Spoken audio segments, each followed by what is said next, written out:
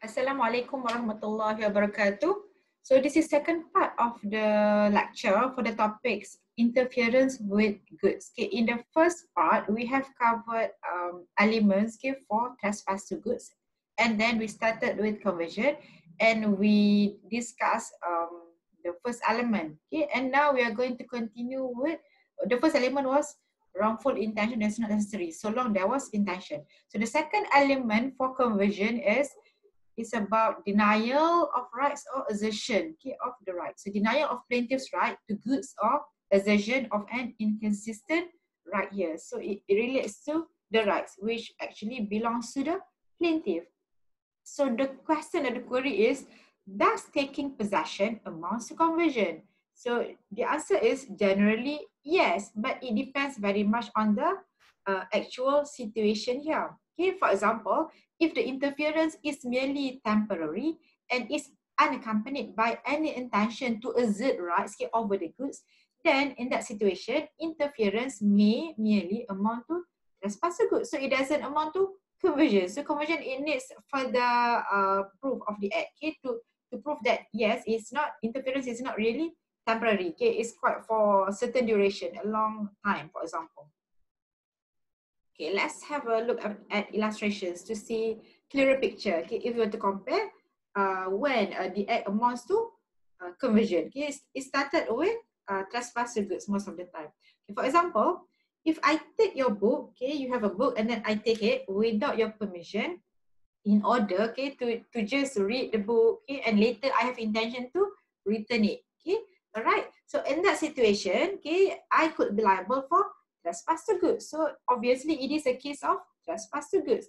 But okay, what if I take it and then I make something to the book, I make notes on it, okay, and I underline, okay, I highlight whatsoever, okay, some paragraph, okay. So in that situation, the act of making the book, scribbling, okay, notes, for example, it would constitute conversion. Because why? Because I treated the book as if it is mine, okay, assertion of the rights over the books for me, okay, meaning that here, as if the books belongs to me, okay, it's not merely trespass, it's not merely temporary, because I have done something to the book. So that's basically the distinction, the difference between trespass to goods and conversion.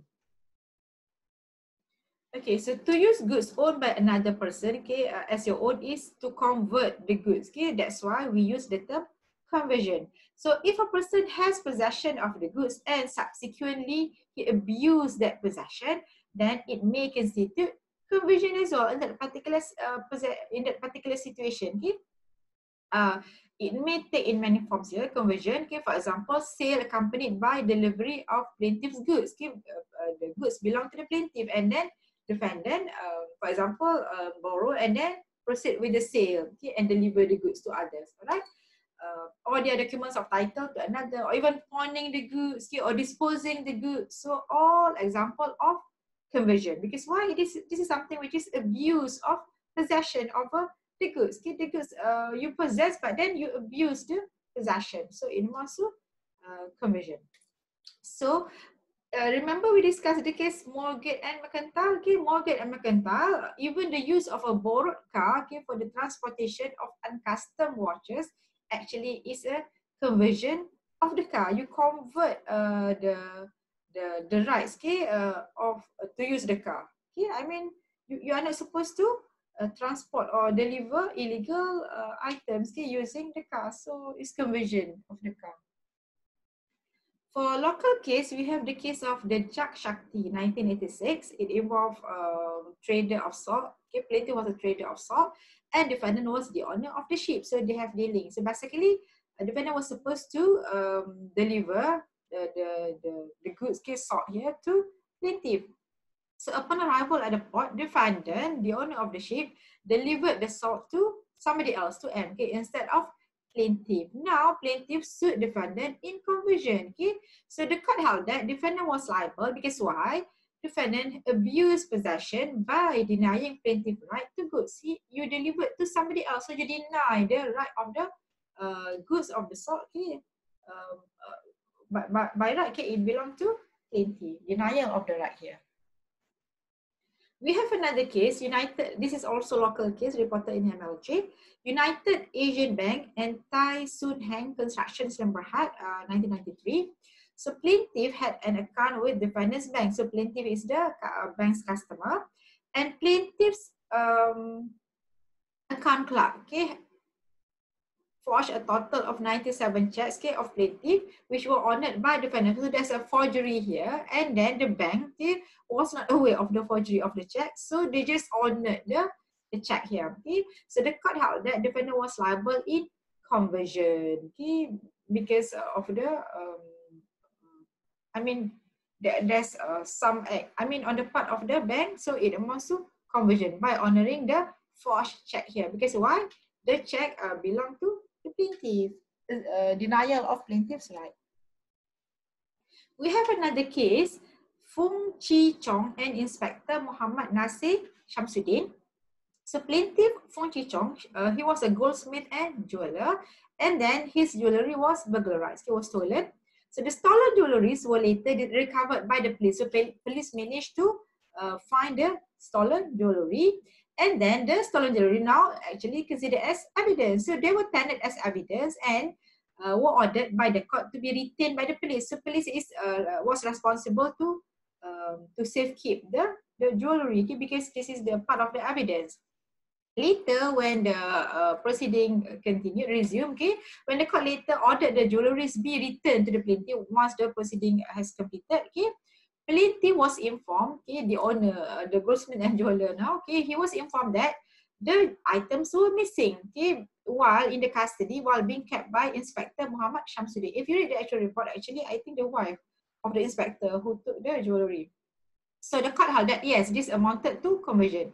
Conversion was established when the police department was unable to return the jewelries to plaintiff after plaintiff demanded for the same. So possession of the jewelry, okay, which rightfully belonged to plaintiff, was the owner of the jewelry. Another subtopic for the topic interference with goods here is finder's right. The right which is given to finders. Okay, what if we find something, okay, which doesn't belong to us, okay, something which is misplaced or something which is missing, and you find it, okay, who's the owner? Do you have the right over the goods here? So we have the maxim, which is finding is keeping, but the maxim actually is not absolute. That's why it is said here, it is a dangerous half truth. So halfly it is true, but another half is not really true. That's why it needs a good deal of qualification. It's certain limitation, certain condition attached to it. Okay, so that it becomes the legal maxim basically. Okay, all right. So the maxim literally, plainly speaking, it means a finder of goods has such a title as will enable him to keep it against everyone. So he has the best right. The finder has the primary right over the goods that he found. But then this merely a general rule. It is true, okay, general rule, but there are two important exceptions to the rule. So in this, whenever the situation falls under this exception, then the maxim is no longer true. That's why it's half true. Okay, what are the two exceptions here? The first one, okay, exception to the general rule, whenever there was a rightful owner, whenever rightful owner is discoverable, okay? So the true owner of a chattel or goods, okay, if it is discoverable, you can find it, okay? So the owner has a better title compared to the finder. So in that situation, what if you manage to discover the real owner? Finder has a duty, legal duty, okay, legal obligation to return the goods to the rightful owner, so long it is possible to do so. So we have the case involving lottery ticket, okay, Daniel and Luhat 1, 1990. So plaintiff found a winning lottery ticket, and then he relied on the maxim finding is keeping. So he just, he used the ticket to claim the prize, okay? And then the defendant, the rightful owner of the lottery ticket, asserted his right. So that is the owner of the ticket, and then he wanted the right for the prize. So it has to be his rather than the finder. So the court held that in that situation, plaintiff rights of possession was transitory, just temporary, okay, until such time when the rightful owner asserts his right. So in this situation, the rightful owner has asserted the right. So since lottery ticket was a chattel, a goods here, so conversion was established. So it is a case of conversion. But okay, if the true owner is not discoverable, then the maxim is correct. I mean, finding is keeping. So the finder has title as against all other persons. So if you find it, then it's yours, provided the real owner is not discoverable. If it is discoverable, then the owner is the rightful owner, can assert the right over the goods. We have a very classic case here, Amory and Delamery, 1721. It's a 18th century case.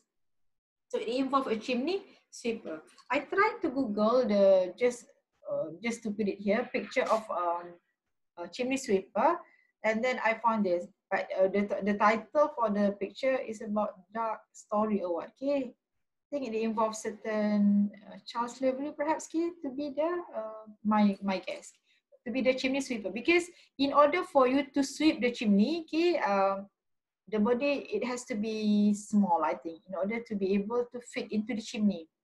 So what happened in Amory and Delamery here, a chimney sweeper found a jewel in the chimney and handed it to a goldsmith to be valued. So he gave it to goldsmith in order to know what's the real value of the jewelry. Okay?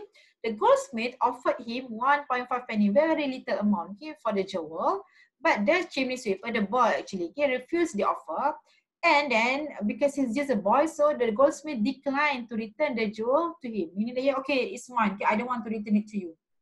The court held that the boy was entitled to the full value of the jewelry, okay, jewel, as the goldsmith actually committed conversion by refusing, okay, to return the goods, okay, to the rightful owner. So who's the rightful owner in this situation? The finder, okay, because the owner was not discoverable in that case. Another assumption, okay, is whenever it involves occupier, meaning that here, who has better right?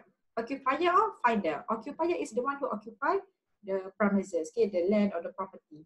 So occupier of the land, in some exceptional cases, have a better title than the finder. It depends on the situation. Okay, and what are the exceptional cases here? Here in this situation, occupier has better title. So let's say the case doesn't fit into any of the exceptional cases here, then the rights belong to the finder. So the cases, I mean the situation is, okay, the finder is a trespasser on the land, obviously. I mean the occupier has better right, because why? Trespasser, no right whatsoever, okay?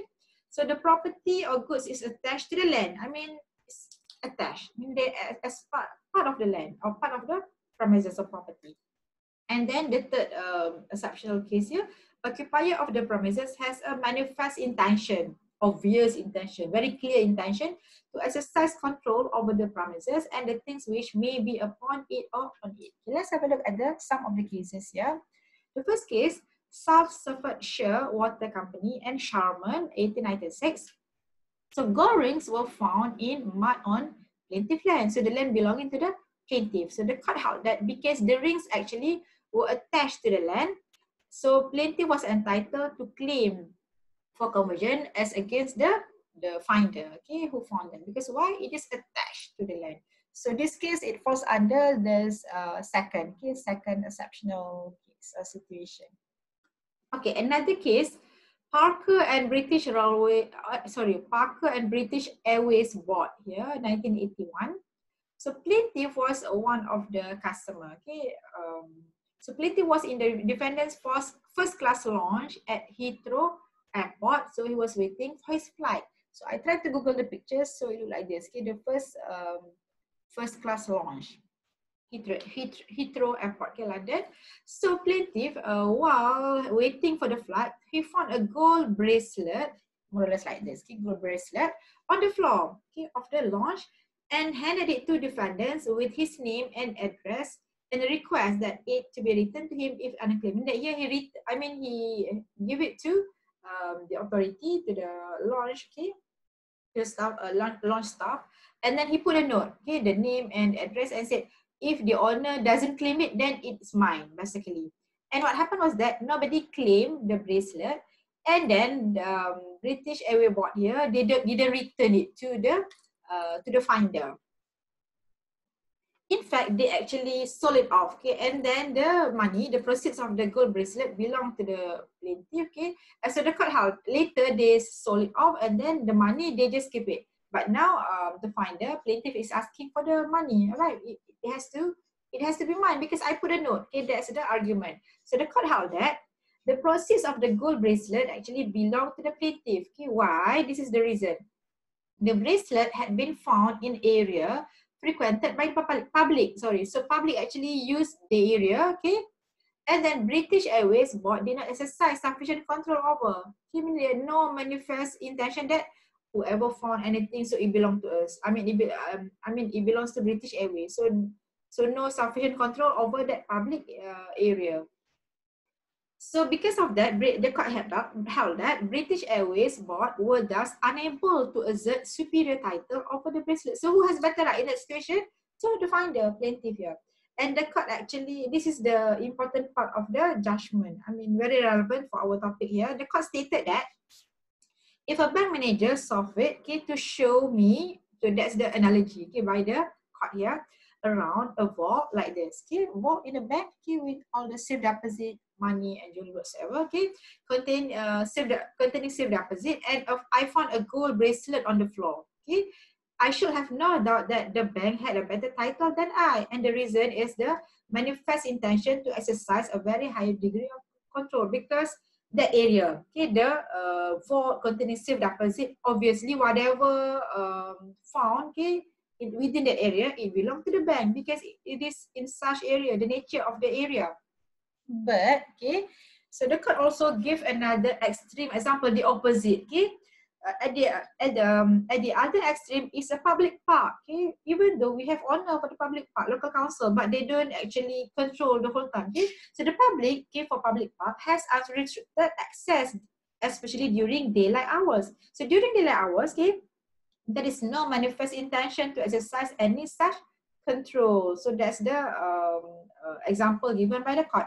And then the court went on to say that in between these extremes are, here very clear cut example, but in some other situation, maybe it's not really clear. Okay, in between these extremes, example are forecourts of petrol filling station, whether it belong to petrol station owner or not, okay, or even unfenced front gardens of private houses. Because why? There was a garden, but then there's no fence. So should anyone be allowed to take anything on lying on the garden, for example, okay, or even the public parts of shops and supermarket, okay. We have a shop, private and public parts, okay. What happened if something, if somebody drops something on the public part, so of the shop, so who actually can claim for that goods, okay? So we have the case actually here, okay? Bridges and Hawksworth, 1851.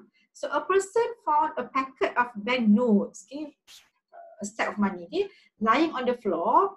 So it is there on the floor in the public part of a shop, not private part. Okay, if private part, then there's no further argument. Okay, it's very clear. But public part, whether the court has the control or not, okay, has the very clear intention to exercise control or not for public part here. So in this situation, the court held that the finder, he was entitled to them, okay, to the notes, okay, as against the owner of the shop. Because why? It is public part, so that's the emphasis. If it is private part, then no argument whatsoever. Okay, we are done with the topic interference with good. Okay, we are done with trespass goods and conversion. So I hope you have been able to understand the whole topic. So until then, we'll see you in the next topic. Assalamualaikum warahmatullahi wabarakatuh.